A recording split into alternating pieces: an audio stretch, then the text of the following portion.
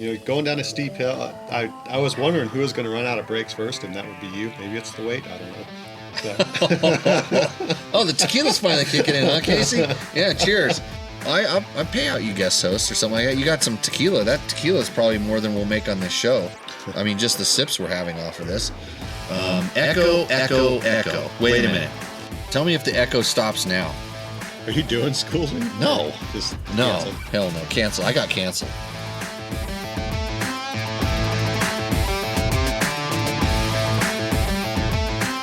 Welcome to Tech Talk Taco Tuesday. I think. Hopefully you're hearing sound. If you're hearing sound, let us know in the chat. We are doing a remote one off the Starlink. I think I'm your host, but really I'm just like to talk about myself. In fact, I'm like one of those crazy people that shows up at your town board meetings and get their 3 minutes to speak, except it's my podcast and I can talk for as long as I want. So everybody, welcome to the show. Thanks for joining in. It's Tuesday. I'm having a beer. I just had lasagna, and we're gonna get this going. Welcome to the show, Casey.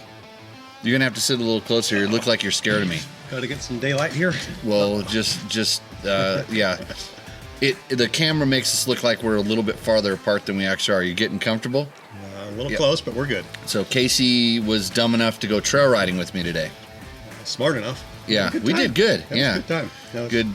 like today, yesterday, and the day before. So 3 days. Right. So hopefully, like we said, we're making sounds. I can't tell. You have to let us know if the sound's working, because I think we're disconnecting every once in a while too, which isn't that good either.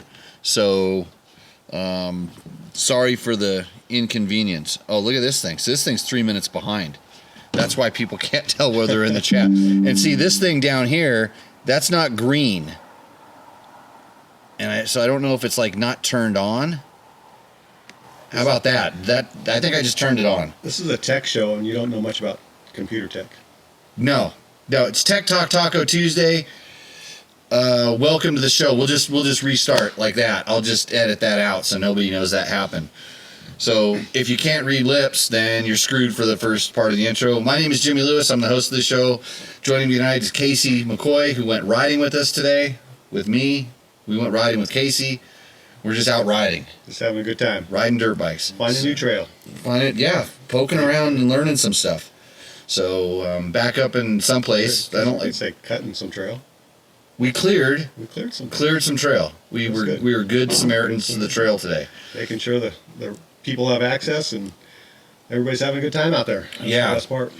So I'm testing a few things on my bike I'm doing this for you. I don't just ride because I like riding a lot and I just want to go riding. I'm doing it because only for you, for your knowledge. So when you ask me questions, I have answers to the questions. So I don't know what I'm testing though. I'm testing the moose balls to death. Balls. We're testing. I'm testing the crap out of my front tire. It's done a long time ago. We had some good heat tests yesterday. Tested Trail Tech cooling fan. Fans. Yep, for sure. Testing a Pirelli rear tire. Yeah. That was good with moose balls in it also, which I'm testing those. What else am I testing? Oh, I have the Rekluse 4.0 clutch. Yeah, I'm testing gloves. I was testing some RLR gloves. I finally took them out of the Tech Talk studio. They made their way out of the studio and went onto my hands, like where they're supposed to. So, let's see. Okay. So evidently the show is, I'm going to text see if there's any sound. Onto my hands, like where they're supposed to. Look, it works. Okay, good. I checked myself because nobody checked the sound, or maybe the chat's not working. That's the other thing. So there's another thing I have to check here to see if this. See, it picked up some stuff, but I'm going to reload this whole page and see what happens. We're constantly showing messages that we're getting disconnected, and then where's your brother? He should be calling in because he has like 8,000 questions. How do you change them? So the way that this works, didn't he try to do one out here on this porch once? Was this the porch? No, that was my cousin, remember? over in his place when you had to change it for him. Started down to dust that 3 years ago. Oh, I don't remember. Oh, that was over at Stanton's place. Yeah. Oh, okay. So thanks to our sponsors. Like to thank Yamaha. Like to thank Taco Moto that brings you a segment called Roosterando, which we will not be doing tonight because I don't have my computer ready to go and I couldn't fire all that stuff up. So if you did put your thing in for Roosterando, and I know I got one in today, I will add that to hopefully next week's show. I should be back in the studio, although the studio is not this beautiful. And the riding at the studio right now is currently not this good. So you should know that. I might not make it back. I'm just thinking with the rain that's coming and Well, the highway did close today, so you might be landlocked here for a little bit. Yeah, so that'd always be a good thing. Could be stuck. My cat's gonna really be bummed out. Hey, we had a cat out here on the porch last night. Oh, really? Yeah. I like cats. Don't know where it came from. Yeah. So this is a show where we talk about motorcycle-related products. We answer 9 out of 10 questions without referring to a reference manual, and sometimes we drink tequila. There may or may not be tequila on the set right now, and we're really relying on you putting questions in the chat so that we can... it's working on the YouTube, says Joe Stratton. Thank you very much, Joe. So if you're out there watching, go ahead and tell us where you're watching from, because I'm pretty sure since we went on like 5 minutes late, everybody in the East Coast just went to bed because there's nothing else to do but go to bed if you can't watch Tech Talk Taco Tuesday. And so I was telling you, so I'm testing the gloves. Here's the interesting thing about testing stuff. And you saw what I was doing today, right? Did you notice? No. You didn't? Behind you. Well, I know, but you didn't see I had one of my normal gloves. Did you notice? I didn't notice the glove. So all day today and all day yesterday, I had one of the new glove on and one of the what I usually run. And I'm doing that to see if I notice anything, like if something stands out. That's the first test. Because when I put them on the other day and I was wearing both of them, I didn't notice anything. And it's like, okay, maybe it's just because I haven't, it's the first time I wear them, but nothing bad. And that's a really good sign of a product.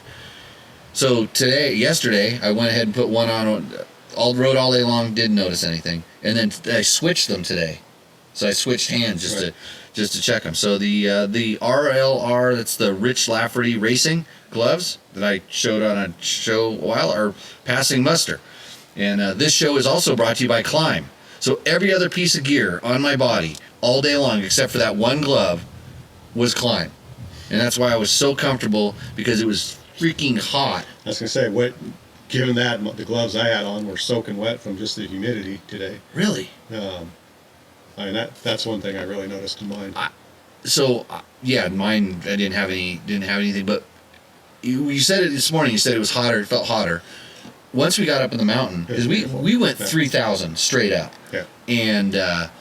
And then it was nice all day. I mean, I never even thought about the temperature until we started coming down. I mean, we dropped into one of those... I didn't feel the heat until we hit... They call them coolies, 10 usually? miles. Yeah. No. It was, we were coming down, and, we dropped down below, 4,000 or something, and it was just like, whoo! It was hot. So, again, the purpose of this show is for you to ask questions and get your answers, and if you don't, then we're going to hang up on you, just like a phone call. I don't know if I should call Trevor because he's broken. We showed his cartwheel on last week's show. I don't think I have that. How did I do that last time?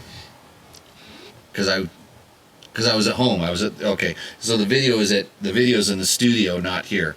So I didn't take it with me. But what else? So you know what else I'm really impressed with is I was riding a KTM 300 today. This show brought to you by Yamaha. I was riding my KTM 300 and I have a Rekluse, I think it's the 4.0, the auto clutch, and I used to not like them in the two-stroke KTMs because the engagement wasn't right. That engagement on that new clutch is so good. Yeah, and after we got to the top of that first hill today.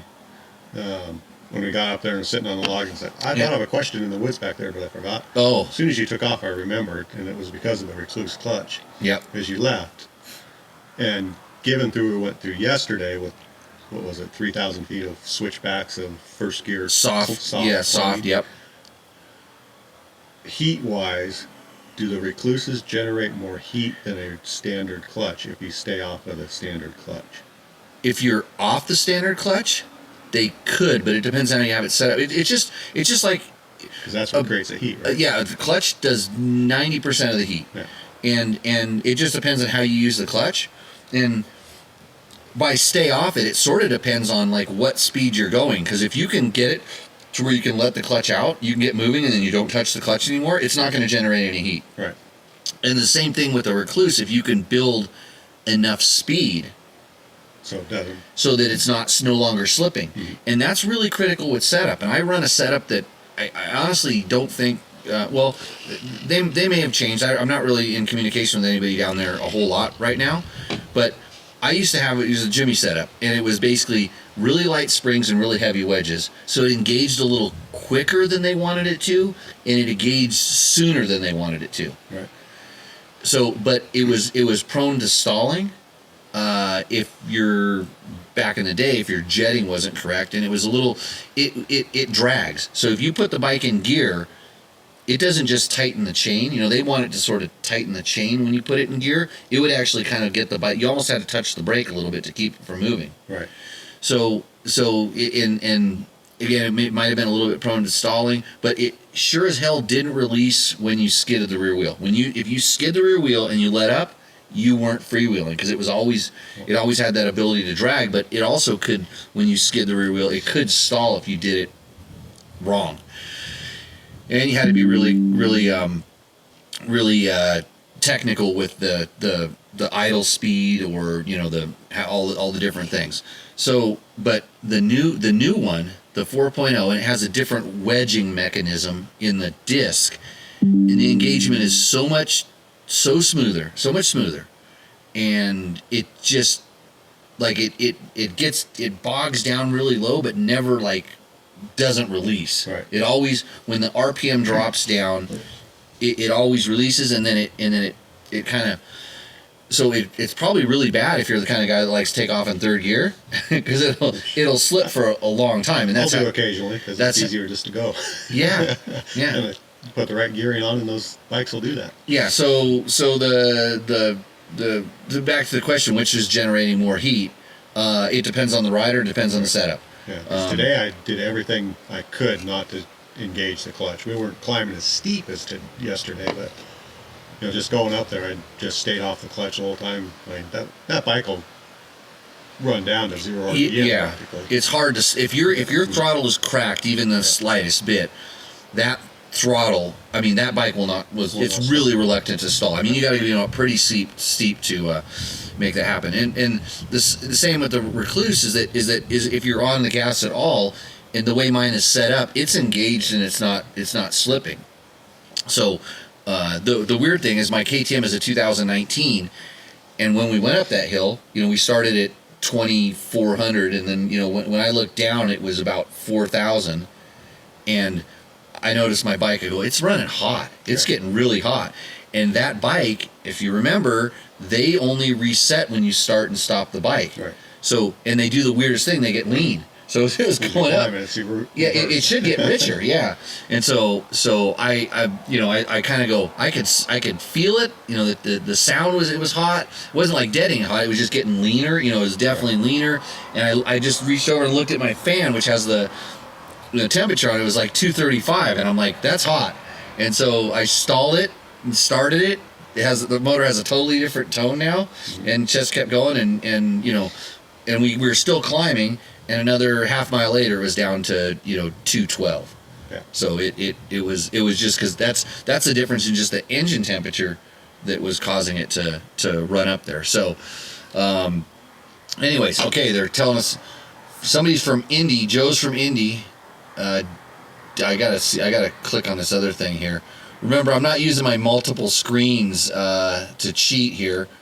Oh, and this thing's sounds like you were inside a 6-inch ABS pipe. Thanks, Victor. How would you know what it's like to be inside of what it sounds like inside of a 6-inch ABS pipe? Is that where you're hiding from Imigra? Let's see. That would be the storm blowing in. Yeah. So, okay, so my shitty CRR 450R, there's no such thing, but okay. Rear axle adjustment bolts are seized. don't seem rusted or anything. What would Jimmy do? That's, yeah, see, I knew that without even reading that. What would Jimmy do? Okay, so if they're seized, so what happened is there's drain holes on your swing arm. Most motorcycles that have aluminum swing arms have drain holes in them that can also get water in them, whether from washing or from going across rivers or doing whatever. Moisture can even get in there. And your bolts in your swing arm are not aluminum, so it's dissimilar metals, and they probably have become corroded, but mostly because there's water has gotten in there, and sometimes it pools up or it's constantly splashing up on the inside and it's staying moist and humid inside there. And so the inside of the bolt tends to rust or corrode a little bit, and then when you started backing it out, it drug that debris into the threads, and now you have the problem you're doing. So what I would do is I would start putting a chemical kind of like PB Blaster into the, I would put it on the, actually if you can find one of the little weep holes, the drain holes inside the swing arm, and sometimes lay the bike over and look underneath it, spray a bunch of that stuff inside of there. Also spray it all over the exposed part of the bolt, and if you want to, also heat it up to drag some of that, heat, let it go through some heat cycles with a lot of the blaster on there. The what would you call it? PB Blaster is a brand name. What would you call it? It's like a rust inhibitor or a loosening, lubricating agent. Got to think of the name for it. But penetrant oil. Yeah. So get that on there, heat cycles on it, and then work it a little bit. So if it gets tight unscrewing it, try screwing it back in. And anytime you're putting the threads going back in, put some anti-seize on them. So if you get it to come out and go in, put anti-seize on them. You're never going to get to the inside. So start doing that, and kind of figure you're going to do some work back and forth. Heat helps, but don't ever force it. But if the threads are bunged up, you're probably going to have to start forcing after time. But lubrication really, really helps in this. Kind of like when you're with your Heine in the back of the van, if you know what I mean. They're yeah. So let's see. How's the chat working? Ronnie says he doesn't know how to chat. Oh, yeah. From Victor says it's from crossing illegals on the Rio Grande by Eagle Pass. So Victor's a regular on the show, always has some funny comments for us in the chats, but he asked a good, valid question, and we gave him the best answer. But you want to know how to prevent that. This is probably what you need to know, is when you get a new bike, pull those bolts out. This is part of a prep, and put some grease or some anti-seize on them. Be liberal with it. I actually put some inside the threads, inside the hole where the bolt's going to thread into, so there's excess that kind of goes out there and kind of hangs out on the back side, and that will kind of stop that from happening. So, I mean, as little as you have to adjust chains anywhere, it seems it's not that it's not that big of a problem, but still, especially when you're wet, humid environments, that's a failure-prone part. So, okay, we're getting. Let's see. Ronnie doesn't know how to chat. Well, you go in because he's got to watch it on his Okay, if you don't know how to chat, let me tell you this. Go. You want to. You watch this on Facebook or you watch it on the YouTubes, and there's a thing where you can comment. There's comments. I think you have to be logged into YouTube. Yeah, you can't be watching you can on your TV. There's ways you can do it, but then you have to have a keyboard, and if you're watching on a TV, you can't do it. But if you're on your computer or you're on your phone, or watch it on the YouTubes, but then go on your phone and go into Facebook. Find us on Facebook and leave a comment there, and it pops up. If we're live, it pops up and we see it. If you're watching this afterwards, it's best to go onto YouTube. Find Dirt Bike Test channel on YouTube, and then comment away.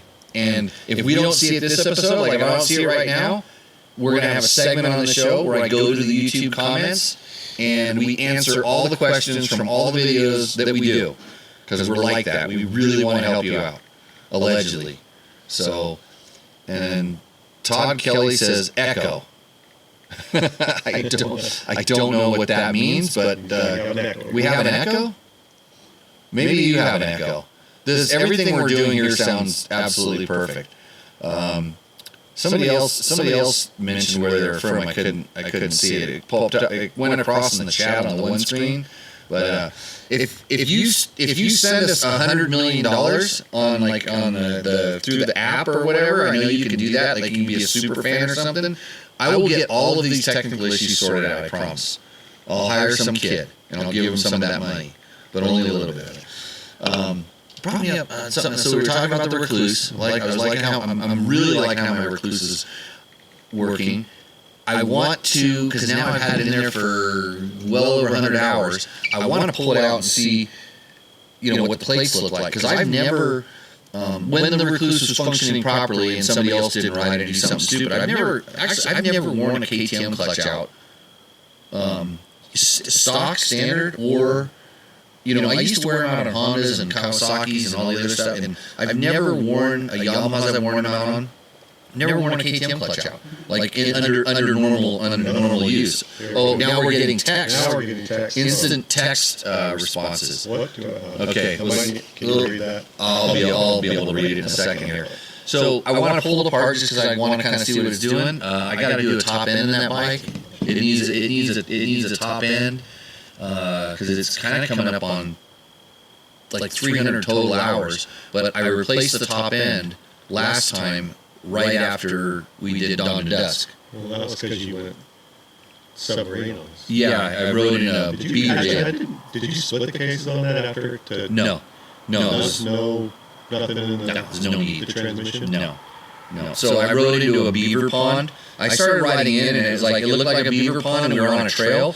But the water level and the trail was good, but the creek. The creek that the beavers dammed up, you couldn't see where it was. So I was going, and it went down a little level, and so now it's up like kind of in the engine case height, and it went down just a little bit more. And I'm thinking, oh, that was it. And then I decided if I kind of keep moving here, I'm gonna have enough of a wake. I'm gonna be able to go right through. Well, then I went into the real creek. And when my handlebars went underwater, that's when I shut her down real quick. And then I shut her down, and I turned it sideways and drug it back out. And did. So you just did a top end on that one. Eventually, yeah. Kind of. We drained though. I think we did 2 oil changes that night, right? No, because we didn't have that much oil. Actually, we did. Did we do it 2 days later because we didn't have it? We had to keep we had to keep the transmission fluid in it for an extra day. It was white. That was a marathon stage. It was a super remote camping day, and but so here's what really happened. Here's how funky that was. So we looked at it, and it wasn't that bad. Like the transmission fluid at that point, it was a little bit milky, but we pulled it out and we tested it. It was still oil because we could have rode 20 miles down the road to the town and got something. But I'm like, it's not going to do anything overnight.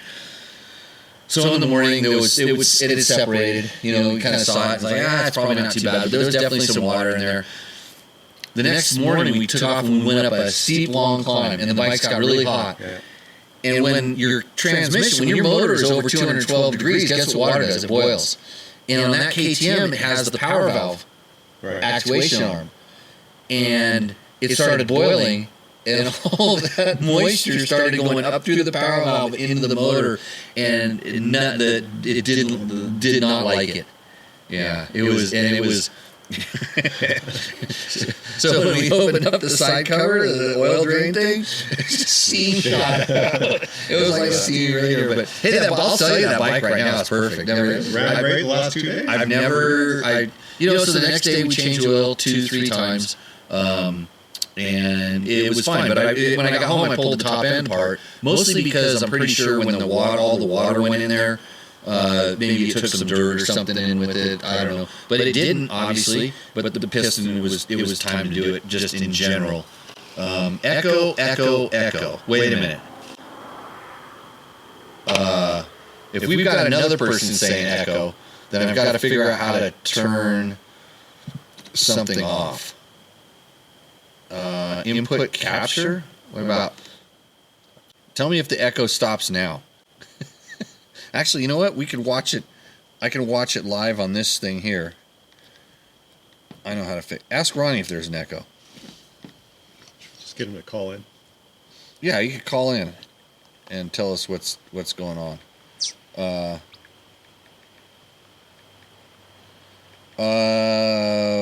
do I find my channel here? I don't know what this thing is. There we go. Here, it's going to tell us we're live. Wait, here it is. Here, I'm going to listen to it right now.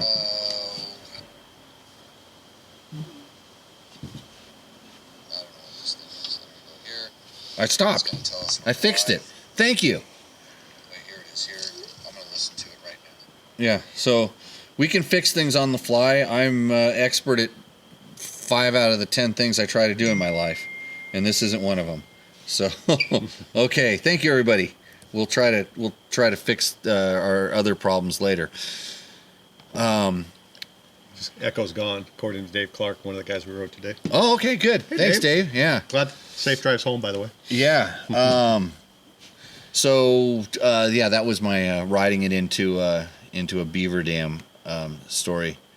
So okay, what was it? We have a question, a guest question. Text in question about those wonderful Rekluse or the reeds, the reed valves, the reeds and the thing. So here's the question: why do the reeds in the air boot of he's talking about a KTM 500 EXC XCFW get popped out when my KTM 500 XCFW backfires? And why is it backfiring to begin with? Am I supposed to be able to insert the reeds at will, or is it a struggle? The name of the game. So it shouldn't backfire. Does he have stock exhaust? Yes. Yes, stock exhaust. Maybe a little bit more prone to backfiring with the stock exhaust than one that's a little more open. But if you put a big exhaust on it, like a big open exhaust on it, they tend to backfire more. Does that bike have the throttle positioning unit on it, or the throttle positioning sensor? TPS? Yeah, for sure. Did he change that? I noticed because I did on a 500, I changed that, and it created a backfire, so I went back to... Because they're adjustable. Yeah. And yeah, that can make a big difference. Because that's basically telling the ECU where the throttle is, and it's adjusting the fueling based on that. So, maybe the TPS could be off a little bit. There's ways to test it with there's a computer you can plug into it. There's tools you can buy that plug into your ECU that'll test TPS, and that's a really critical adjustment. Because my KTM 500s don't backfire. I've never had one that backfired a lot unless it had an air leak or something goofy with the exhaust, or something was going wrong with it. Right. So what happens is the backfire is because it's not jetted properly. There's valve overlap, and it basically, the fire inside the cylinder lights the intake charge before it gets in there, and there's all that pressure. Well, that reed, what it's actually doing, because it's there to reduce sound, is when that backfire goes out, it hits that like a wall. It's like a closed door, and it wants to, that's the idea of the reed. Why the reed increases the torque on the motorcycle is because it's like a very slight supercharge effect. But when your supercharger blows the wrong direction, then something has to give, and that's what happens. So could it be? You mentioned valve. Could valves be out, or is that if the intake valves were tight? I mean, it's so rare on those bikes, but yeah, if the intake valves were tight and it was like kind of that was the beginning symptoms of it, that could be a problem. But yeah, they're not meant to come out. They're actually lightly glued into the factory, and I run them on all my bikes, or most of my bikes. And the only reason I take them out is because Ronnie was asking me the question. And no, mine didn't blow out. I had to yank him out. He wanted to know why he couldn't get his out. His had blown crooked, but he couldn't get it out, or he couldn't get it back in. And I'm like, no, they come right out. And so I pulled mine out. I tore the glue out that I stuck in there, and I pulled the ring that sets in there, kind of holds it, and I started pulling out. It's hard to get them out. Yeah. I remember on my last 500, I had the same thing where they blew out, so I tried to pull them out, and they broke when I pulled You them broke the reed cage. out, the cage. Okay. Yeah, because you've got to, the way they go in there, they kind of go around a corner and hook in, and you got to kind of pop them out. You got to flex the boot pretty hard to get them to flex out. But I mean, if you think about, how much power an explosion makes, it's not hard for a very instantaneous explosion to pull them out. So mine had like 500 hours on them, and when I took it out to look at them, for your buddy Ronnie there, I noticed that the corner of my reeds were starting to fray, and I'm like, oh, better take these things out. So if you've taken yours out and you're ready to throw them away, throw them my way, because I want your brand new reeds to throw back in there, because I don't want to pay for them to put new ones in. So, and I'm sure out of our 2 million listeners, 1.6 million have pulled the reeds out because nobody listens to what I say. So Riding without the reed, will it be a pig or? No, so because people listen to their bike instead of feel the power, it will feel and run better for most people. That's what they think.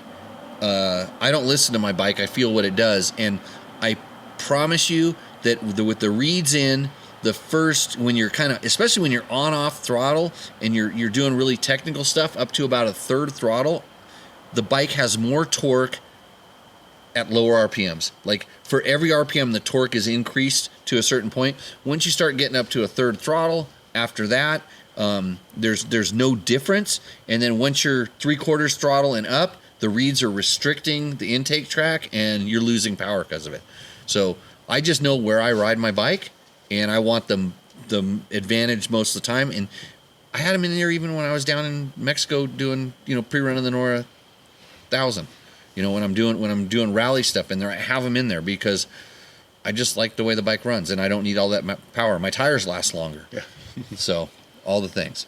So let's see. So we've got a question there. I'm going to look at the chat. Hold on. I see your question there. Diane says, my brand new 500 AXC blew the reeds out also.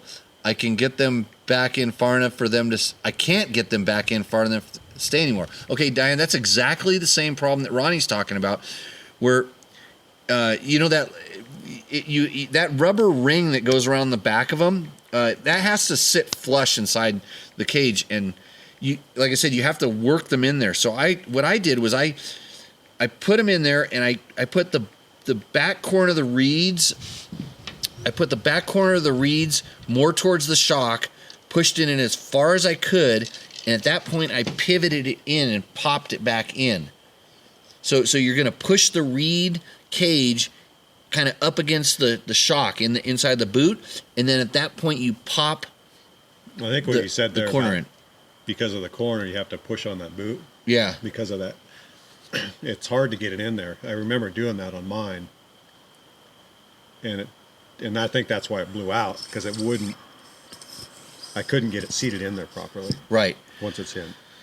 Yeah, and it like, so I wonder if, technically, I've got them back in. I pulled them out and put them back in, and then I take that little rubber ring and I put like a E6000 or E3000. It's kind of a really good adhesive glue in there. I let it sit in there for 24 hours, and mine never come out, but then it doesn't backfire.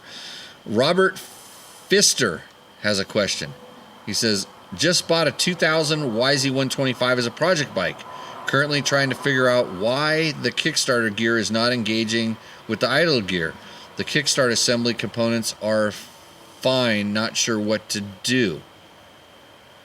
So Robert,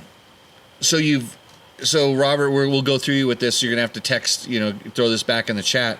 So you're talking about if you have the assembly in your hand, when you turn the thing, it actually throws the gear out, the engagement gear out, so that it spins it.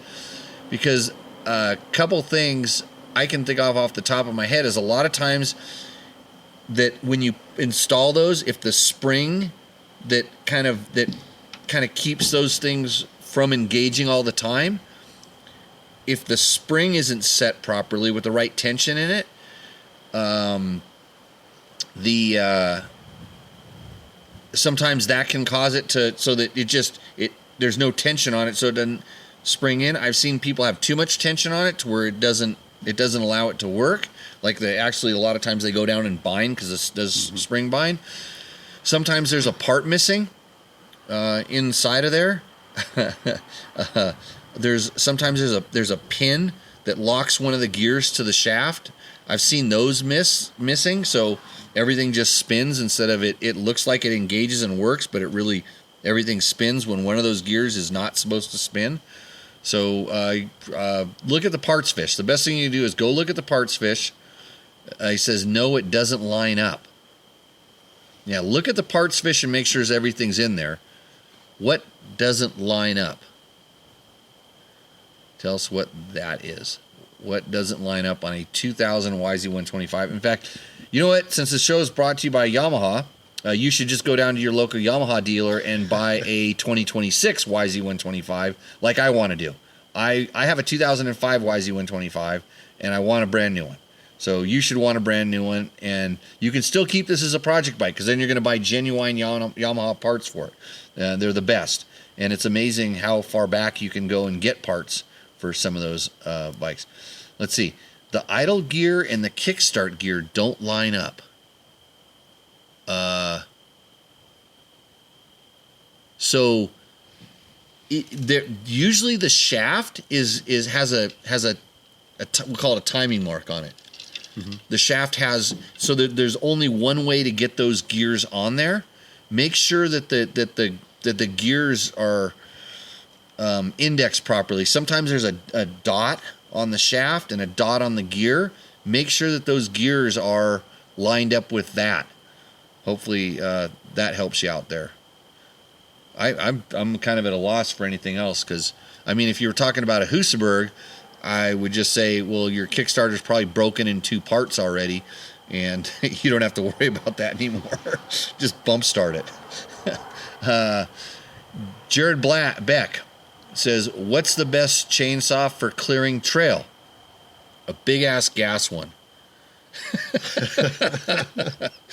Lots of batteries. Yeah, lots of batteries. So that's a really good question. Kind of depends on like what you want to do. So I was running a Makita last year. This year I'm using a Milwaukee, and I don't know the numbers of them, but mine has like what is that, a 14-inch bar? You probably had a 14-inch today. 14-inch bar. It's the M18 battery. Well, this is where I've got the Milwaukee too with an M18. I think it's the M18. It's the bigger one. Yeah. You had an M18 and an M12, I believe. You had 2 sizes. Yeah, and one was a 6 amp hour battery, and the other one was a 12 amp hour battery. Right. They're 18 volts. 18 volts, but 6 amp, 12. Yeah. Yeah. And so we ran. No, we had battery left yesterday. Yeah, we had half of the big battery. Our battery yesterday, our small battery was what, 4? I mean, we went through that one big one. We did it. That was a 27-inch. Yeah, it was a big tree. Yeah, we did one big tree, 2 cuts on one big tree, so it would be like, and then we did what, 4 or 5 more like this, maybe 4 more. You know, the 6-8 inchers. And the battery was dead, and then we put the big one in there, and it lasted the rest of the day. Yeah, lasted the rest of the day. Nothing big though. But the heat, I think it's the heat in the motors. Yeah, because we were running it hard. It ran fine for the first tree. It never did anything. But afterwards, it was yeah, it was it wasn't a big load on it. And we think the motor was heating up a little bit because the battery was showing good, but it would just kind of boop boop, you know. And that's what my Milwaukee does. And one of the best chainsaws I've used for it's easy to carry, or just the little, the Milwaukees, they all make them, like Ryobi's, whoever. It's just the little 6-inch blade that you can carry. A little teeny tiny thing. Those things will cut. They're as good as the silky saws. Yep. Only you don't have to work at it. Yeah. When I was doing gas, I was always running steel chainsaws, and there was a MS-192, I think is the the saw, because it doesn't have it has the top handle. It's the top handle. It's a limb saw. Yeah, it's a limbing saw, and so it's not that big. So those are pretty good, and you can actually put you can put a 14-inch bar on it easy, and go even more. They're strong enough to pull a bigger bar if you're careful with it, and then it sort of depends on just how you're set up, what you're planning on doing. If I'm just trail riding, I like the electric ones now. I'm really happy with this Milwaukee overall. I mean, I really need to kind of just go test it with that when I'm not out riding a little bit more, because anytime I'm using it, it's just for trail clearing. I think that going electric, because you can put the saw in the mount and take the batteries out. If you have buddies that are willing to carry your battery, you know what I'm talking about? If your buddies will carry your battery for you. As long as you wear a small enough backpack, you don't have to. You don't have to carry my battery. Yeah. And I didn't really feel comfortable asking your friends if they wanted to carry my batteries today. So I just nutted up and carried the damn batteries. Yeah. But if you can, it's pretty light and you don't notice it so much. You know, with the batteries off. I rode with your Makita. The Makita a few years ago, and without the batteries, you didn't even notice it was up there. And it's really nice. Hey, it's the time of the show where let's see. Rob Fisher says, "Thanks for the help splitting the cases this weekend for the very first time. So wish me luck. I'm sure I'll be back on here for more questions next week." Hey, so Robert, if you do that, take pictures.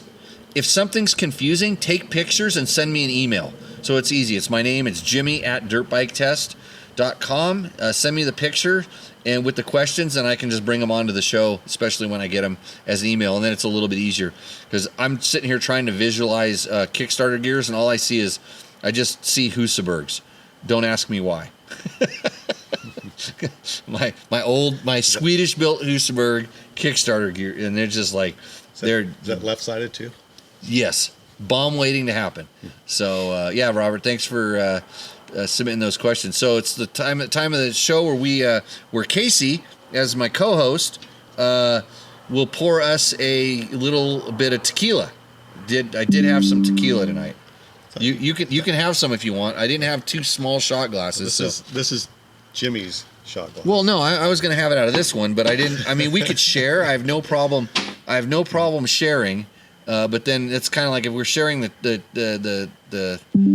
thing, then I mean it's almost like kissing, right? If you run out of the tequila bottle. So what do we got there, Casey?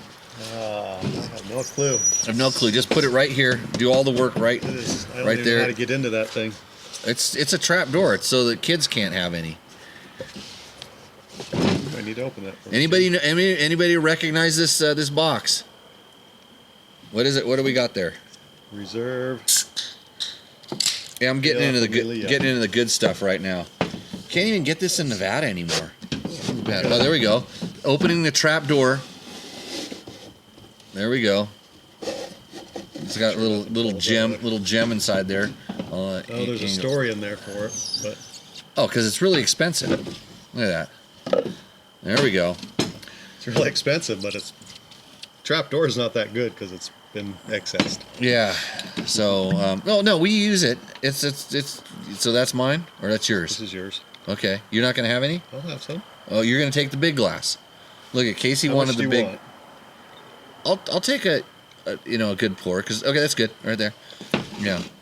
I'll take a nice pour just because this is good sipping tequila.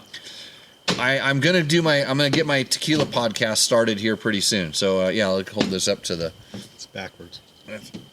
Well, it's backwards to us, but there we go. This is a nice one. Are we riding tomorrow?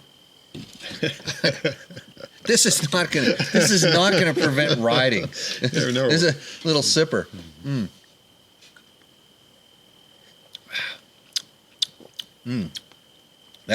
That's actually really good. I'm not a big Cuervo fan, but they do right by that one for sure. Okay, so on to the thing. Do we have any questions? This is a part of my smart ass brother. Okay, here we go. Got question number 2 from Ronnie. Oh, I didn't read it right the first time. Okay. I thought he was asking, do electric saws use oil?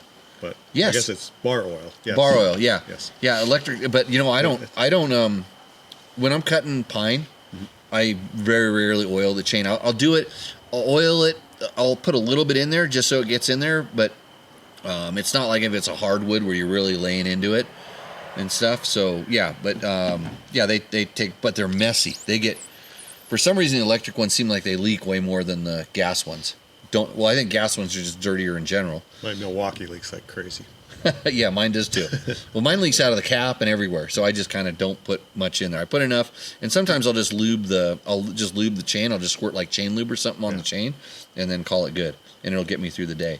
So, anyways, what's the best saw? It's just like the motorcycle. Like, what are you trying to do with it?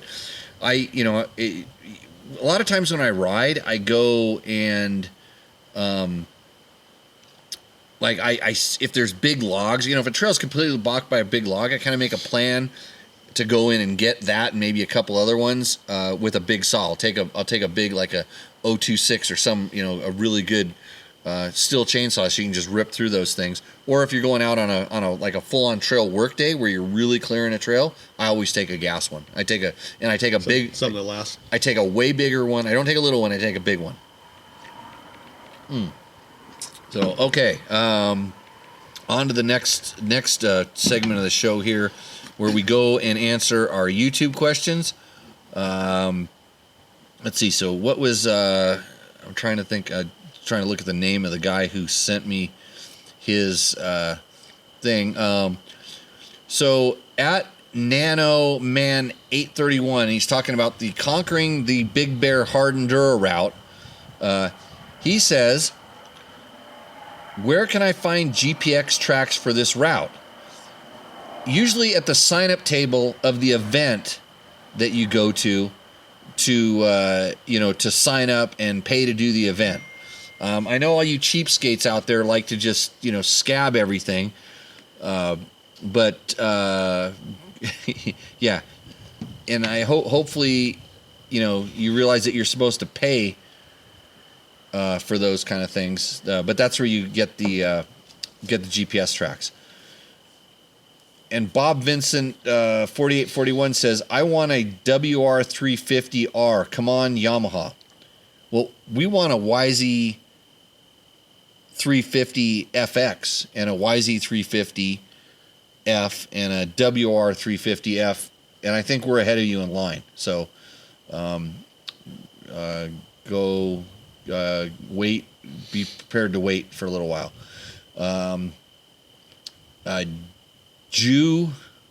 Ja 7025 says, modern 4-stroke enduro platforms now have great flexible engines, especially the middle weights like Sherco TM Fanex 300 4-strokes and KTM and Beta's 350s. Hard enduro to desert racing, they just work well for normies like me. Okay, so you're complaining about, we did a 450 comparison, and yeah, 350s are good. I randomly switch back to riding a 350 every once in a while. 500 is kind of too much for trails. The 300 2-stroke is so good, and it has way more power than the 500. I mean, just I rode 500s rideable for years up here and thought, why is everybody complaining about them? Until I got a 300, and it's like, why did I wait so long to get on a 300? But then you get on a 350, and it's like, okay, a 350 is way better than a 500, except you don't have that torque. Right. And you just kind of like learn to, not that you, it's just when you're doing the really technical stuff, it just doesn't have the torque that the 500 just lumber right up, and you got to pay a little bit of attention with it with a 350. Have you ridden the 150s much? Yes. No torque. Yeah. They're I mean, it's better than a 125, but just especially when you start getting up there in weight, and at my weight right now, that's a different subject. 200s were good, but 150s were no good, and that's the problem. Is I compare for smaller kids, though. When you're talking about it, 100, 120, 125 pounds. It still just doesn't have and the way they come on, when the fuel injected bikes do have better torque, but if you're talking about a really light kid, it's kind of like the weight of the bike is a big part of the equation, right. And it's still got most of the weight of a big bike. You just don't have that. It doesn't have the flywheel mass and the inertia, and it's just that first 1,000 usable RPMs, it's barely pulling its own weight. And then once it starts making power, it makes it kind of quick. I rode one briefly out in the Nevada desert a few months ago, and just cruising up some of the hills and stuff. It felt good to me. I mean, nothing overbearing, but just easy to ride. I felt. I don't know if the hills we had today or yesterday. You'd be hard on the clutch. You'd be burning the clutch. Yeah. Wash the hams back. Yeah, cheers. No sandbagging, says Ruben. Ruben, what's sandbagging? Oh, on the shot. On this? No, this is sipping stuff, bro. No, there's no sandbagging, and I'm not even chasing it with this. This is to quench my thirst, and this is for good sipping. So, what is it? What does Kyle want to know? The first beer I've seen him have in 3 days. I only drink for the show. Okay. It's everything. All the other drinking is a stunt. I mean, I don't even do it anymore. At least right now. What does Kyle Nolan want to know? Where are we? Well, right here. No. That Best rear tire T7 is deep sand that doesn't scream like a banshee on the street. Michelin desert race, worth the money. I mean, I don't really. I'm very rarely influenced by any of our sponsors or anything like that. But currently on my Tenere, I'm running the Pirelli Rally tires, and I really like them, especially the front. Actually, I'm gonna blame Pirelli on the crash I had where I broke my ribs on one of my adventure bikes, because I got so used to riding my Tenere with the rally tires that I got on a bike with a more dual sporty tire, brand that I used to run, and I kind of forgot what I was on, and the difference in performance, in traction and grip off road cost me big time. So I'm running the Pirelli Rally Scorpion Rallies. Is the Michelin Desert race worth the money? No, absolutely not. I just told you, just get the Pirellis. They're probably the same price as the thing. No, the Michelin Rallies Desert races are also really good tires as well. Very, very similar. In fact, I think on an adventure bike it'd be hard to tell. Now back to the Howl. I've been riding mine quite a bit on a lot of gravel roads and more pavement than I wish, just because I was connecting roads and stuff, and it does make a little bit of noise, but I think that's kind of a subjective thing. Most of you guys have a pipe on your T7. I run a stock exhaust in mine, and the noise of the tire does not bother me. So, I mean, yeah, they make some noise. It's kind of similar to a mud tire on a truck. If that's, they don't necessarily go wah wah wah, but they do hum a little bit. I don't notice it after a little while. Garrett Carlson has a question. Any advice for a guy who sits down too much, in quotes, according to other riders? Okay, I'm just going to, before I even go any farther, I just watched a clip from On Any Sunday, Malcolm Smith racing at Elsinore. He was beating everybody by minutes, never stood up, hardly. Anyways, no, he did stand up. See, I can get to the top 10 overall in Hare and Hound, District 37, and Northern Nevada Desert riding Vet A class. I stand up to attack whoops and rough stuff, but I tend to sit more than the other guys. Standing feels like it uses too much arm strength. Is gripping with the legs really a thing? Doesn't feel possible to get any grip from legs on the side of the bike. Well, Garrett, as a former teacher of riding techniques, and something that I actually know a lot about, I'm just going to answer your questions in order.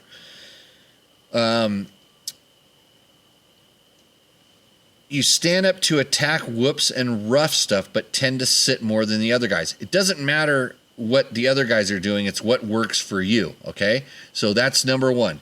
And if standing feels like it uses too much arm strength, it's because you are out of balance. You're falling off the motorcycle and you're using your arms to hang on. So you're not really standing up. Even though it looks like you're standing up because your butt's off the seat, I promise you, you're not standing up. Okay? And you know when you're supposed to grip the bike? Well, if you listen to all the other internet coaches and stuff like that, they say, always grip the bike, grip the bike, grip the bike. You know when I grip the bike? When I'm falling off of it. That's the only time I grip the bike. Other than that, I want to hover on top of it. I don't want to use any energy to control the bike. So if you're falling off the motorcycle, it just tells me right away that you don't really understand the balance, and you need to get your weight more forward. You need to lean forward. And you're saying, well, doesn't that make the front end put more weight on the front end? Yes. So that means you twist the throttle harder, and then the front end comes off the ground. And so you start using your throttle to control the attitude of the bike and allow the bike to move underneath you, and you don't have to hang on to it. So, it's very hard to get grip from your legs on the side of the bike. And it kind of depends on how tall you are. Like taller guys have an even harder time. And when they tell you to grip with your knees, sometimes your knees are above the seat. So they squat down and they try to grip with their damn knees on the gas tank because they heard, I got to grip with the bike. Don't grip the bike. Hover over the top of the bike and make sure you're in balance. And JB Black, who I'm repping no thing. Hey, how's our good team with the bad name doing? That's what I want to know, JB Black. Steg pegs can help you lock onto the bike with your legs. This is true, as well as other varied assistance applications. So steg pegs will give you an index point that you can use, but if you got to imagine this, your bike is a very dynamic thing and it's moving up and down and back and forth. And if those steg pegs start to push you forward, it's going to put you in an awkward position.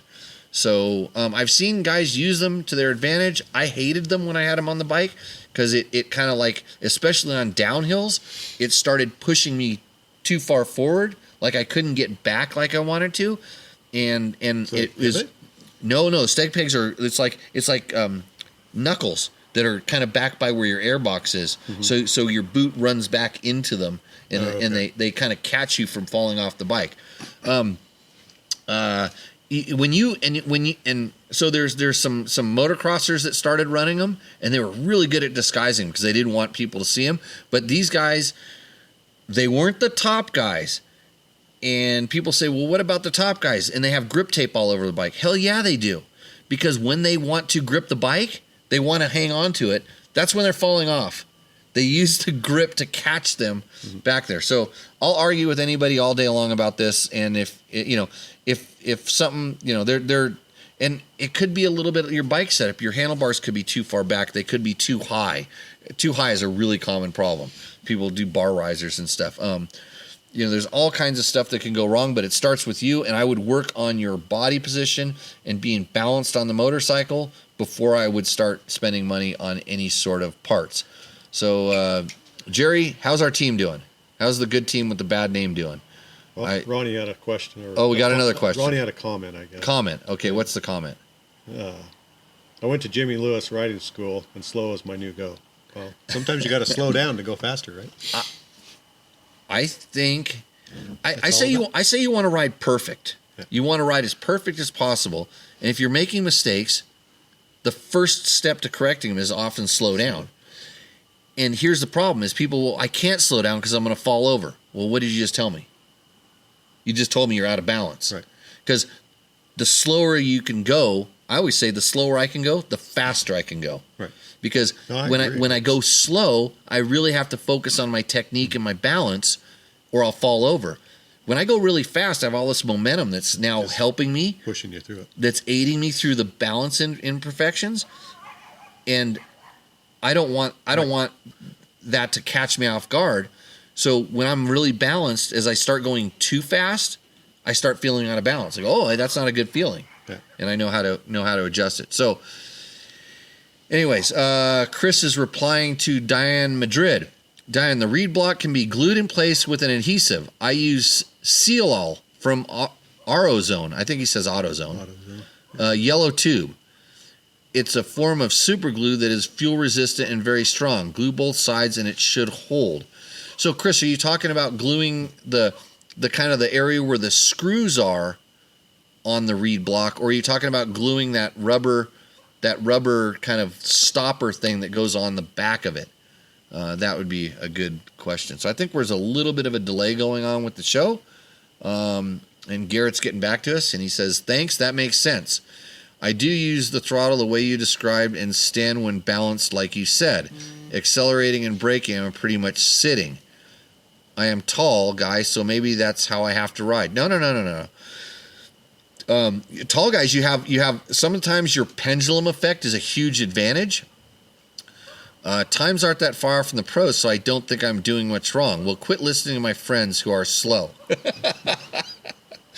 Hey, so the other thing is when you're tall, it's hard to stand up. You know, it's hard. You're more folded like tent sticks. Right. So a lot of times, tall guys running a tall seat really helps because it's easier for them to stand up. And they're like, oh, I don't like the way it feels in the turns. So one of the guys I ride with runs a tall seat, but he raises his bars. His adventure bike, I'd say it's got a 2.5 inch lift on it. I always just like, how do you ride the bike like that? Well, when you put tall bars on, it allows you to it makes you more upright, and you don't have to lean forward. You think about it, most of the time when you're riding, you're actually leaning forward. Right. And tall bars, you don't have to, because they're closer to you. You end up leaning back, so you gas it, you end up falling off the back of the bike. So, anyways, yeah. So that's my take on it. But I think overall, I ride more standing, like especially on adventure bikes and out in the desert. I'm standing up all the time, and it's just because it's more comfortable. If my desk at my office, when I used to have a desk and I used to work in an office, if my desk were shaking like my seat does, I sure as hell wouldn't sit down on it. Because you think about how much energy that puts into your back and all that stuff like that. I'd rather use my ankles and my knees and the pivot of my hips to absorb some of that shock as opposed to taking it right up my spine. So, yeah, I wish I could teach schools. I'd just say come to my school, but insurance got too expensive. Are you doing schools anymore? No. Just no. Canceled? Hell no. Cancel. I got canceled. Cancel culture. Dina Spence says, that's a cue for you to answer so I can have a sip of beer. Right here. That one right there. New to sport. It really gets you pounding the point of hyperventilating. Your heart pounding to the point of hyperventilating. I can tell you, climbing that hill yesterday. I didn't get that. Actually, the only time I got that way yesterday was going up. It was that same turn. I wouldn't even say I got there.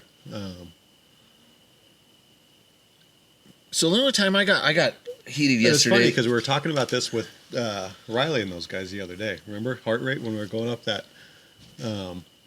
Yeah, the extreme enduro section. Yeah. And how, I forget his name, Adam. He descending it. He was descending it multiple times, and I remember that where I got to that one point, I was. Oh yeah, you were gassed there. Yeah, I was gassed there. It was. Well, I kept stopping. Yeah. I would just go, and then when I felt my heart rate rise up, I would just stop. That's actually interesting because that was one of the things when you challenge your. What's the point? At the heart rate, if you can't recover, that's when it's real problematic. It's problematic, and that's where we got on that hard enduro section. I think she was like, what really gets your heart pounding to the point of hyperventilating? Well, you shouldn't get there. Yeah. You shouldn't get there, and if you are getting there, something's wrong. You know, you're outside of, your normal. I mean, unless like, your cat calling you for dinner makes your heart pound to the point of hyperventilating, then you've got a problem. Oh, what was Riley saying? This is 180 at that point? Yeah. Which is... I bet you mine never got over 140 going up that hill. But I did because I got hot. Yeah. Oh, yeah, because you went the wrong way. I had to turn your bike around down in the canyon. I thought I had a secret spot, section to go through. Good line, yeah. Oh, don't worry. I found all those. I was good. I was good at those. I think that, yeah, you whatever it is making you uncomfortable. It's if you're hyperventilating, yeah, you gotta roll back a little bit and figure out what's causing that. But I mean, sometimes you're going to do a new jump or something like that, or you're going to kind of go over something, or I don't jump. You don't jump. Yeah, maybe there's just something that might be a little timid and stuff like that. And if it's going to make you hyperventilate, I wouldn't do it. Yeah. I just plain wouldn't do it. I'm trying to think. There was one thing I had to push the bike or move the bike around where I got a little bit. I felt the heart rate kind of come up, and I'm like, oh, I'm going to get through it. And I pushed it a little extra to get through it. And I'm like, oh, that was too much, but it wasn't. I from all the training I used to do, and then especially when I was trying to do ultra running, like long distance running, like the worst thing you can do is run your heart rate up high, because you're never going to recover. And so I taught myself. I felt what that felt like, and it's like an alarm goes off. And that's what I used to do when I trained a lot. I'd push myself to that, just more for see how fast I could recover. But that was on the bikes or whatever like that. Just to try to run it up there to see what that feels like. I mean, that's part of training. So, okay, back to the YouTube questions. And David Moore 723 says, my dad has a TX300, which is a great bike, but the brake techs are not my favorite. You know what? I tend to agree with you now. Actually, I didn't have any problems with them. And then the gas that we have at Dirt Bike Test right now. Let's see, you very much as you described that they are very soft initially and require megapole lever. Megapole the lever to brake, the way Nissan and Brembo options seem to work on other bikes. Maybe a change to better brake pads would help. So I haven't done a full breakdown on to see exactly what's causing the brake techs to be. Is it the piston diameter of the master cylinder? Is the slave cylinder piston diameters? Is it a rubber hose? There's all different kinds of things that kind of affect that. And I don't know if that's just the tune of the brake techs, and that's the way they want them to feel. Because as a higher level rider, we're used to a certain thing, but maybe a more novice rider, that not very much bite and big pull is a good thing. And this is where you got to kind of say, hey, maybe the bikes with the brake techs were maybe marketed to a different group, and or it's a price point cost thing. Who knows? But I tend to agree with you that they're not like the other brakes on the other Austrian brands. But I don't know, that'd be a good story for Trevor to do, because I don't get paid enough to do that stuff anymore. We'll see what happens. So, informative videos more people should watch, says Red Bale 4093. Of course, like I try to tell people this all the time, but then they just hear me talking and talking and talking and talking, and what do you know? Like I said, they kicked me out of the town meetings where I ran over my 3 minutes. Todd Beecham in all caps says, I have 2 black and white ones.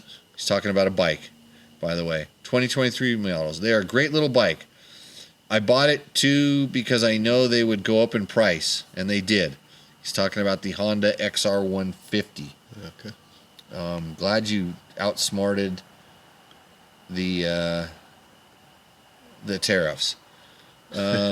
Stark Varg first test. Oh, here we go. Nice video, says JNew 3755. Your summary was very well said. That was good because I did it while I was riding.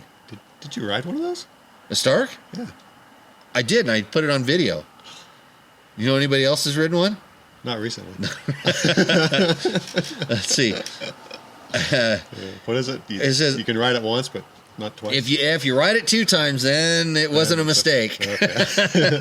I didn't ride it a second time this time. I noticed you didn't get on it the other day. No, it's fine. I had my own bike. Actually, the bike itself, it felt good. Oh, wait, you rode one? I may have thrown a leg over it for a minute.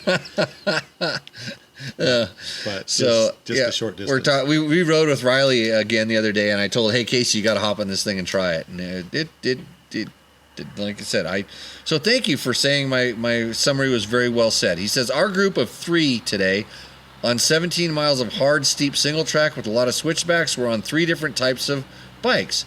My 12-year-old tried his Electric and Company ETM electric out there for the first time. He normally rides gas, and we had a 4-stroke 230X Pro. I don't know what that, and a Beta X trainer. Okay, we all came back sweaty with big smiles. If it goes in the dirt, we love. All dirt bikes are a blessing. Buying a Suron Ultra B this weekend. It's a weapon in the tight stuff. My Beta 300 RR will always be my favorite. Okay, so How far does the Suron go? You know what, Jay, you need to start your own podcast and tell everybody about your frickin' bikes that you ride. Like, God. Let's see. Somebody's talking about what's the best bike ever made that I did with Jay Clark. Isn't the 05 and the 06 Honda 450 the best bike that has the grenade valve seats? No, it was the 250s 250, had a little bit of valve seat. They weren't grenading. They wore quickly. But really not. I may have towed a 250 out with valve problems. Did the person that owned it let dust go by the air filter? Most likely. Yeah, okay, there. So they wear normally, just a little bit faster things, but if you do anything at all that run super shitty gas, over rev them, let dirt go by, then they're bad. Well, maybe all 3 of those. Yeah, probably. It's usually what happens. Somebody says the XR 400. Why are people watching that stupid video again? That thing's like 2 years old. Let's see here. And Diana's thanking Chris for that adhesive. Chris, you got to, because I don't remember anything I do on the show. Once I hang up on the show, kind of like the phone, I forget. It's like I say, it's the Men in Black, and they have that gun. I'll have to remind Ronnie of the adhesive. At the end of Ronnie uses that adhesive too. It's like I get shot with that gun, I forget everything I said tonight. So it didn't really happen. And even though we recorded it, it's on YouTube's. Again, if you are finding the show entertaining, you can send us a lot of money. Just put it in a cash in an envelope and send it to my email address. Okay. What about mine? I pay out you guest host or something like that. You got some tequila. That tequila is probably more than we'll make on this show. I mean, just the sips we're having off of this. Somebody says on our Tech Talk Taco Tuesday from last week, it says, you guys mentioned the small gas tank on the KX. If you want a larger tank and want to install a steering stabilizer, buy the IMS, not the Acerbis. And so good. Thanks for letting us know that. Sometimes the Acerbis guys do not take into consideration steering stabilizers. They think about it, but it's not their primary concern. I wonder if whoever wrote that, I'm looking to see who it is. Riders Oregon. I was wondering if he works for IMS. So, but no, it's just good information. That's good that he actually took the time to reply to us and let us know about this. Because, the KXs have smaller tanks. People are telling us about their bike. Oh, boy. What the heck? I pushed too many buttons here. Give me 1 second. It's rebooting. I lost my position again. I can't say this name on the podcast because I'll get a ban for it. And now I got to put my tequila down here. Hold on 1 second. Do we have any questions in the chat? No, nothing there.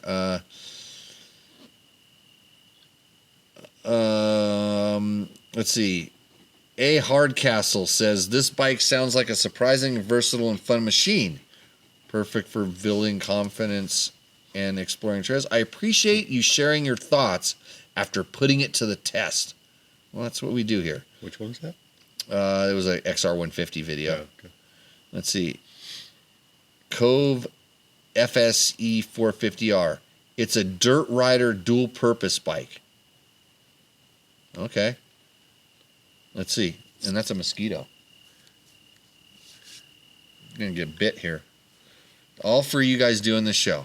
All the suffering that I do here. Let's see. Yeah, somebody's going to keep their KLX 300 for a long time. Ozo 111 says, I think I've had most dirt bikes out there, and in the end, it's hard to beat a 300 with a solid map and a system on. Easy to ride and solid most of the rides. If you're not going mostly roads, then a 500 is much. Oh, if you're not going most roads, then the 500 is much better. Well, Arizo, thanks for it's the opposite. Thanks for typing that in, even though English is obviously your second language. We'll see. We'll kind of get right on there. Let's see. Kellogg Gaming says, I can't find any info, and he's talking about his free mods for his KX450, on how to upload a new map to my bike. Was hoping someone could give me a quick rundown on what to do through some quick steps to point you in the right direction. Owner's manual. I promise you every bit of information you need is in the owner's manual, not hanging out on YouTube. Which means we should just cancel ourselves, right? Download that today. Yeah, if you were in the chat, I could talk you through it. But there's an app. Does Kawasaki? Yeah, Kawasaki has an app. I have it on my phone. It's not as good as the Yamaha app because I think you have to pay for it, or you have to pay for it to work with your thing. But Yamaha sponsors this show. Look at that. That's the Power Tuner app right there. And if you had a YZ450, actually a WR450, I have all these maps, and it's trying to connect to the internet to find all my maps. These are really good maps that you could have. Can you JL version 4? those? I could send it to you. I could text it to you. I could email it to you. The Yamaha, and everybody can have this app. It's free. You don't even have to have the bike. Can you download the map to it? So, I Wi-Fi it to my bike. really? Yeah. And that's just Yamaha? Yamaha's the only one that's free, I'm pretty sure. Jimmy's getting freaked out about bugs out here. There's a lot of weird bugs. Like, we don't have these in the desert. That thing's trying to eat my leg. That one. That was a big one. So anyways, Kellogg, just go down and buy a Yamaha, and then you don't have to. It's like all right there. It's easy to do. Just Bluetooth your bike, huh? Yeah, this is one of the best things about the Yamahas. Is especially like for the motocross. I'm always wanting to tune a little bit, and it's crazy what you can do. And so these are all just different maps that I made for even my WR. So you make the maps? Or Yeah, they give you a few of them, and then I tune them. Yeah, you can if you say, hey, it has too much throttle response, you can add a little bit of fuel here and take some ignition out and do that and send it. It all works really good. Back to our XR150 video, which is getting lots of views. Oh, shot it, says, after a year of watching videos, I settled on this Honda XR150L as my first ever bike. Sadly, Australia have just changed the rules. You can no longer get road registration as the 150 engine does not meet emission standards. I'll just have to keep driving my 3.6 liter V6 car instead. Well, that's a bummer for you. Sounds like California. Yeah, it sounds like. I'm glad that Australia is finally catching up to California. You should take that Newsom guy down there, because he'd probably go down there in his like hot yoga pants and we'll send him for free. Yeah, take over. Yeah. That was good. I think I'm gonna have a little bit more. Been waiting for that. Okay. What else did we said? I did a review on an AJP PR7 last year, and David Bravo says, great review, Jimmy. $1 million question. AJP PR7 or Cove 450? Street legal. Thanks. AJP, that old Husky? It's got the old Husky engine. Yeah. It's their own frame. It's a Portuguese design. I don't know exactly where it's built. Portuguese design frame. It has a big, kind of a 4-gallon tank. Right. Under. It's raining now. That's a good thing. We'll take Yeah, that. it's a good. I just want to make sure the computer's not going to get wet. Does that thing over there care? No, it's a Starlink. It doesn't care. I would go with honestly, I would probably, just because like that kind of bike, I want to go do some like longer roads and stuff like that. And I would go with the AJP. Everything I said in the video is true. I didn't make any up. We're gonna go ahead and pivot this whole table. Move the table. We're gonna move it in. To the left. Yeah, just in a little bit so I don't. There we go. Portable studio here. Tech Talk Taco Tuesday. You should be amazed. You know what's really good is we have a lot of drop frames. Yeah, internet connections and all this stuff. Starlink. Oh, here we go. Let's see. Somebody's trolling us there. Let's see. ABC123 says on our XR150 video, it says, you're mentioning you're a heavy guy in the video. Oh, I did this question last week. I now remember this. He says, well, that's personal, right? What is your height and weight? Okay, I'm 5'9", and I'm scaling in probably today at 200 pounds, if you don't mind sharing. Well, I just did. And is being a larger rider a deal breaker?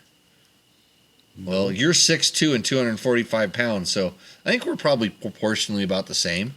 Yeah, on a good day. So he's really 280. I quote my real weight. I know I got stuff to work on. You should, like I told. That's why we didn't eat for 2 days on the trail, or drink. It's part of my training program. It's the Jimbo program. It's easy to not easy to follow. It's really good. So we're done with our YouTube questions. So if you're watching this and you want to. If you're listening to this, go to our YouTube channel, comment, like, share, do all those stupid things that they tell you to do all the time, and you go, I'm too lazy. So if you're so lazy you can't like go and push a thumbs up button, if you can't give us some thumbs ups, then you should probably just hang up on yourself right now. Garrett Carlson says, question for the people who say hard to beat a 300. Hey, then why did you bring the cat the to the podium? You know what? It's a black cat. Bring it over here. If that cat wants to come on the show, it'll make my cat super jealous. The cat's like, I don't know whose cat this is. Yeah, I bet you. You only have one close by neighbor, but yeah. So we got pussies. We got pussy on the show tonight. As long as the pussy eats the mouse, I'll be happy. Yeah. Hey, you should go hang out at my motorhome, bro. There's a lot of food in that thing. Pick that for cat you. up.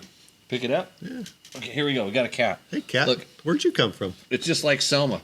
I have a cat named. No, you can't have any of my tequila, bud. Oh, so another cat on the show. Here, Casey, that's your cat now. Hey, don't scratch me. What the hell? So I'm a dog person.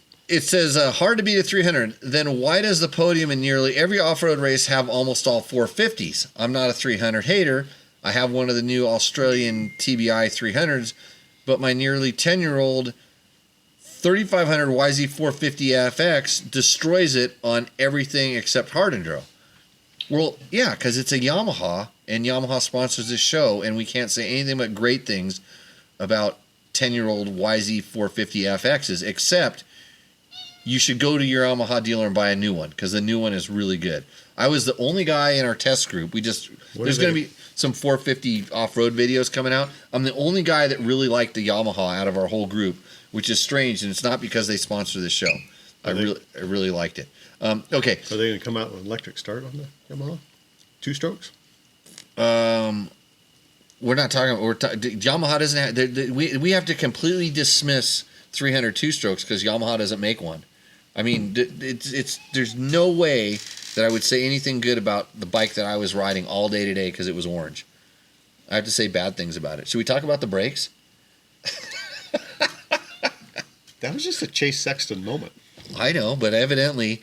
I figured, going down a steep hill, I was wondering who was going to run out of brakes first, and that would be you. Maybe it's the weight. I don't know.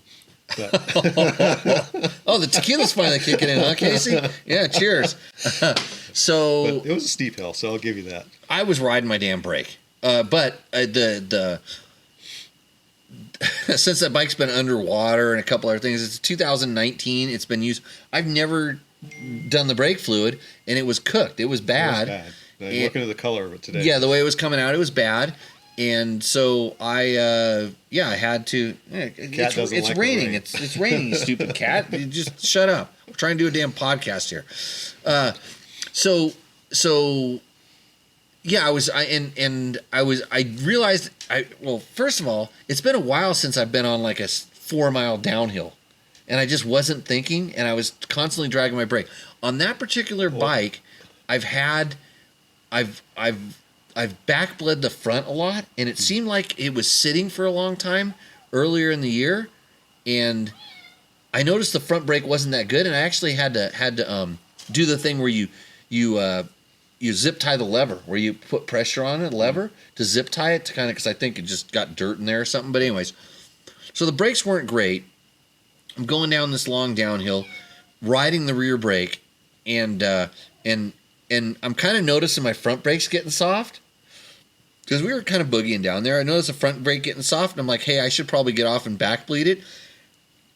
30 seconds later, I used the rear brake, it worked, and I lifted up, and it came back down on it, and it was just went shoot right there. I'm like, I really got to do this, and luckily There's plenty of logs to stop you. So. I still had front brake to slow it down, so I slowed her down, got her stopped, and then here's what I did: my brakes are overheating, and it was mostly because I was dragging them. But evidently, if you're a super high level rider, your KTM brakes could fail. We saw this with Chase Sexton. Chase and Jimmy are in the same league. Yeah. I'll get on the other. So here's the tech tip that you're going to get out of this. If your brakes go bad, especially your rear from dragging it or something, and you're going down a hill, stop. Right. Compress the caliper. Yeah. Use your foot and compress the caliper and pump it back up. Compress the caliper, pump it back up. So you're going to get that super hot fluid out of there, and you're going to get the hottest fluid, and it's going to mix. You're going to pump it back and forth and pump it back and forth. So I did it 5 or 6 times, and my brakes came back, and then I was really careful because the caliper's still hot, the rotor's still really hot, everything. And I did the same thing to the front and the front got way better right away. I mean, the front, there was definitely air in it. When I opened that front up this morning, because shocking alert, I actually worked on my bike today. I bled all the fluid out of it. Good. With a 8mm wrench. The gas station special? Yeah, 8mm wrench and just regular dot 4 right in the top, and there was no special tools needed. One 8mm wrench to open the banjo bolt, and the Torx wrench to take the cap off, and the pliers to pull the cap off. Just bled it out. Actually, most of the way I was bleeding it out was I cracked open. You saw what I did. I just cracked and left it open and just kept filling it from the top. Right. Because the pressure is gonna push it down. I'm not worried about getting. You don't need any special tools. So I just rebuilt the brakes. They work perfect today. So okay, so back bleeding when they heat can give you a little bit more time, and then you can also be more careful with it, and then get a little more time. I used to when I was doing ISD qualifiers and stuff, we would have some of these long terrain tests that my brakes, especially on my XR250, would get hot. Do cats do this, Jimmy? Yeah. You just made a friend for life. I'm about to have a little pussy in my lap. And I would back bleed. I would stop in the special test and back bleed it once, because it would make when I could start feeling it getting mushy. She's got the claws out there. Dude, this cat's like vicious. Yeah. Just don't touch my drink. Don't touch my drinks. Get out of there. So anyways, that's so back to the whole KTM Chase Sexton thing. People are asking me, like, what do you think really happened? I'm like, I don't know what really happened. I wasn't there. I watched it on TV. What I really thought happened was, when I first saw what happened, I thought something in the front brake locked up. That's what it looked like. That's what it looked like, just from the video. Okay, I thought the front brake. But then I'm going to go ahead and go. I waited till some information press release came out. They said that their data showed that the rear brake didn't work. And then he used the front brake to try to slow the bike down, and he went off the jump with the front brake locked. The strange thing was that I did that today, going over one of those water bars. I'm like, oh, don't lock your brake up going over the water bar. Oh, so now you think that's a Chase Sexton riding style, and since you're riding a KTM, you got to do that. Yeah, front brake out of here. over the. I don't mind the cat. It's not bothering me. Can't have people food. He needs to kill mice. Oh, that's true. Well, there's nothing much left in there. I actually need some more of that. I didn't need enough. You got to feed this monster underneath here. But what was weird is when he got up, the front brake never unlocked. And there's no explanation of why that happened other than they said maybe in the crash something happened. And I could see that it crashed, something got stuck in the lever or whatever. I don't know. I would really like to talk to them I wish they would give you better information, but then again, but the thing is now that the information was kind of incomplete, I'm just going to theorize that if you're an extremely high level rider, you might have problems with your KTM brakes, like I did yesterday. Yeah, but I fixed it. I think. 3,000 foot descents. Yeah, so maybe I need to come over there and bleed Chase Sexton's brakes if he comes back to racing. But who knows? So I don't like to talk about racing unless it involves myself. So okay, I think we've answered the majority of the questions. If anybody has any questions in the chat, but anyways, so Garrett, I don't know if we got to the bottom of his question. Why are 300s better? And his YZ gets 25 miles to the gallon, and the 300 gets 15 miles a gallon. Well, your 300, something's wrong with it. Because what are we getting? 27? 4, yeah. And we're riding tight technical trails. Slow going stuff. So yeah. So, why does everybody say 300? Like, they're not, for the top racers in desert, they're not better.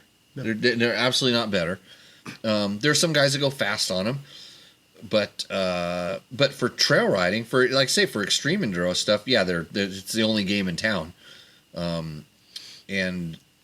But I think everybody fashions themselves an extreme enduro rider these days. It's the thing to do.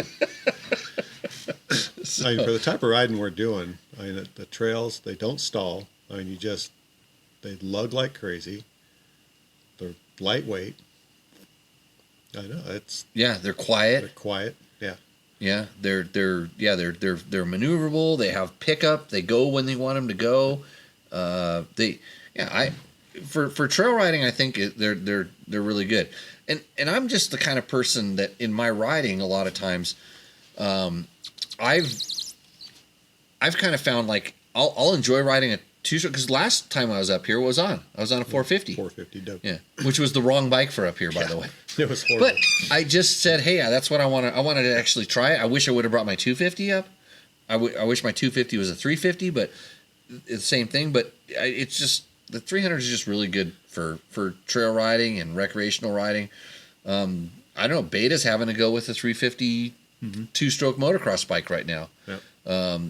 I'm really surprised that the newness of the 300 two-stroke, the KTM SX, is that style of bike isn't more popular. But it's like the same thing. I think guys are like, I'm going to switch to a two-stroke, and they ride it and they realize it's not as fast, and they get beat a little bit, and then they go, I'll just go back and get a four-stroke. But yeah, they're not. I don't think they're better. So Garrett, I think those people are probably just complaining. They're looking for an excuse. So, okay. I think we're running short on the questions. Yeah, because they're going backwards on that screen, and the lights are running out here. And we've been on this show for almost an hour and 45 minutes. So if you have a question, you're going to have a few seconds to throw it back up in the chat. Hey, cat, what is going on? Anybody want a cat? We got a cat for sale now. You can buy this cat. Actually, this cat could live here as long as it kills the mice. Yeah. That's all I gotta say. It's a vicious. It looks like see the claws in that sucker? Yeah, I felt it. Oh, you got some. Yeah, those, cat scratches don't heal very well. I don't know if you all the bacteria in them. Yeah, those things are really good at spreading the disease. But you got a new buddy. He's just marking you up. Dude, he's about to squirt me. Yeah. I had mine fixed. So I think we're. Garrett comes back. He says I can get good mileage on my 300, but putting the hammer down, race pace, my 450 gets better. MPG doing the same thing as 300. Full throttle out of every turn on a single track. Well, you're better than me. Thanks for the answers and love the show. Yeah, so... We got, 90 miles on a tank yesterday? on the Yeah, we have 300? slightly. I have a little larger bigger tank? Cherbys tank, even with a steering stabilizer on my bike. So, You must have a smaller version because I don't think it'd fit on mine. yeah, on the big giant one. I think it does because I don't know. Actually, it would because, and that's interesting. Whoever had the IMS question is because the IMS tank on the 300, at least on the 19, 20, 22 range, you had to take the oil fill cap out and put this tiny little oil fill cap. Oh yeah, I remember that. It's freaking ridiculous. Yeah. I don't know. Who Okay, so designed there that? you go. IMSs aren't good for the oil. Yeah, they made a designed special that? funnel or something, didn't You they? need a funnel about the size of a pencil tip to Yeah. get the oil in. And then when you pour the oil in, does it ever overfill and spill over your frame? You know, like 1 out of 1 times. Every time? Yeah.